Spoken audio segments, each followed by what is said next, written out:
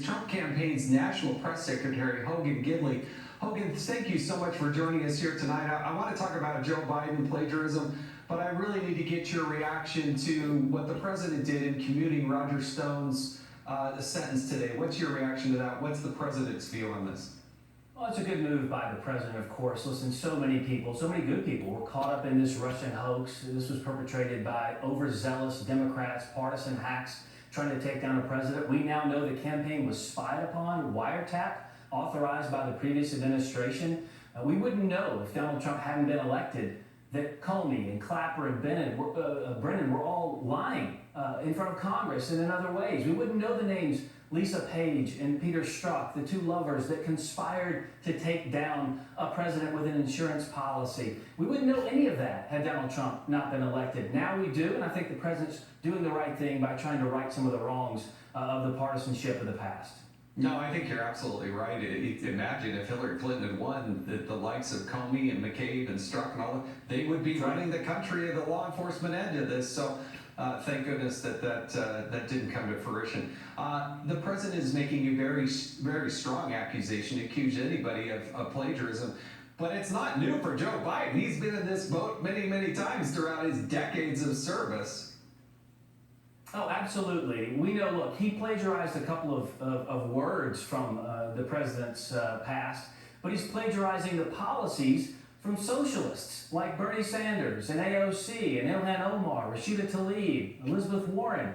His policies are going to be so detrimental to this country, but let's be clear, we don't have to guess what a Biden economy looks like. We just lived through it for the past 8 years. 850,000 jobs lost just from NAFTA alone. 70,000 manufacturing plants closed. Millions of jobs lost because of his relationship with China, because of his defense of China. We also don't have to guess how our cities and streets would look if Joe Biden were president. We saw rioters and looters drag innocent Americans just trying to defend their businesses out into the streets, beat them within an inch of their lives, left to lie in a pool of their own blood. Joe Biden said nothing when churches were burned, when stores were looted, riots across our city streets. He said nothing about that. So you don't have to guess what would happen in this country. We've already seen it happen.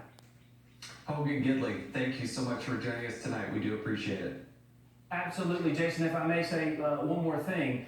Just because of Joe Biden's record of the past, not defending the American worker, gutting the American middle class, I have to say, I think the only job that Joe Biden has ever fought for that was an American job was for Hunter Biden. But that being said, I don't even think that technically counts because that was for a Chinese company. So even still, with his son, he's helping out China. Good point. Hogan Gidley, thank you again for joining us. Report tonight on treatments for the Wuhan virus. Fox News medical contributor Dr. Mark Siegel has been following them, and he joins us tonight with an update. Hey, Doctor. Tucker, this is good news for the weekend in the world of science against COVID.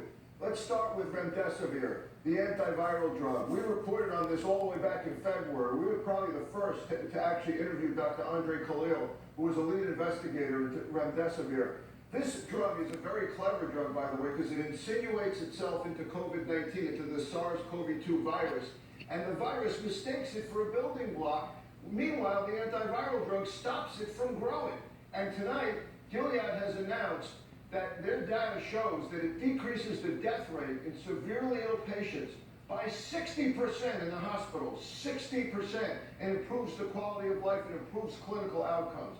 This is huge. And they're coming up now with an inhaled version. The one that's out now is intravenous, and the inhaled version may be able to be used much earlier. We're getting hundreds of thousands of doses through Health and Human Services.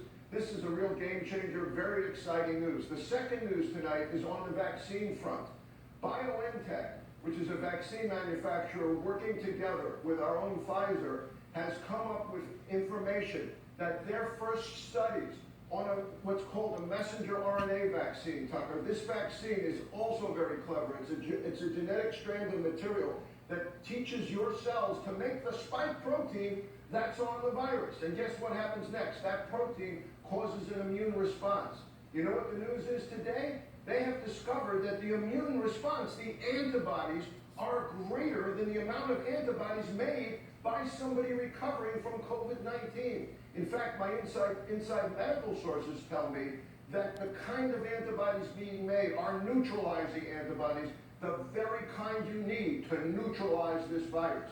Next stop, 30,000 people will be tested. BioNTech and Pfizer are predicting they're going to have a vaccine by the end of the year.